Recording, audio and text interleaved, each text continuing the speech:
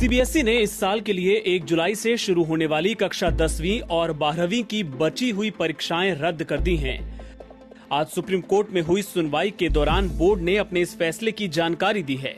Board ने बताया कि 10वीं का एग्जाम अब नहीं होगा, लेकिन अगर स्थिति बेहतर हुई तो 12वीं का एग्जाम बाद में कंडक्ट कराया जा सकता है। हालांकि स्टूडेंट्स के लिए वो ऑप्शनल होगा। सीबीएसई की ओर से सॉलिसिटर जनरल तुषार मेहता पेश हुए। उन्होंने कहा कि 12वीं के स्टूडेंट्स के पिछले 3 एग्जाम में जो नंबर आए हैं उसके आधार पर उनका आकलन किया जाएगा। हालांकि उन्होंने ये भी कहा कि 12वीं का एग्जाम स्थिति जैसे ही बेहतर होगी कंडक्ट कराया जा सकता है। जो स्टूडेंट्स एग्जाम देना चाहेंगे उन्हें देने दिया जाएगा और जो बाहर रहना चाहते हैं उनका रिजल्ट पिछले एग्जाम के आधार पर तैयार होगा। वहीं 10वीं का एग्जाम पूरी तरह कैंसिल कर दिया गया है। उसके लिए कोई ऑप्शनल एग्जाम नहीं होगा।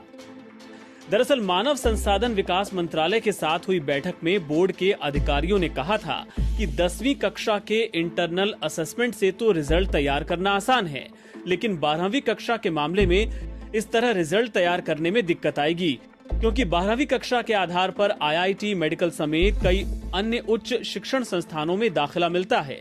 स्कूल के इंटरनल असेसमेंट में कई होनहार छात्र भी पीछे हो सकते हैं। इसलिए बोर्ड ने सुप्रीम कोर्ट को बताया कि कक्षा 12वीं के स्टूडेंट्स को 2 ऑप्शन दिए जाएंगे। इसके बाद कोर्ट ने केंद्र और सीबीएसई को 12वीं क्लास की परीक्षा को लेकर नया नोटिफिकेशन जारी करने का निर्देश दिया। साथ ही इसे लेकर कोर्ट ने शुक्रवार सुबह तक हलफनामा भी मांगा है, जिसमें बोर्ड को ये बताना होगा कि वो 3 लास्ट एग्जाम कौन से होंगे जिनके आधार पर रिजल्ट तैयार किया जाएगा। इस मामले में शुक्रवार को फिर से सुनवाई होगी। सुनवाई के दौरान आईसीएसई बोर्ड ने भी सुप्रीम कोर्ट को बताया कि उसने भी इस साल का बोर्ड एग्जाम कैंसिल कर दिया है।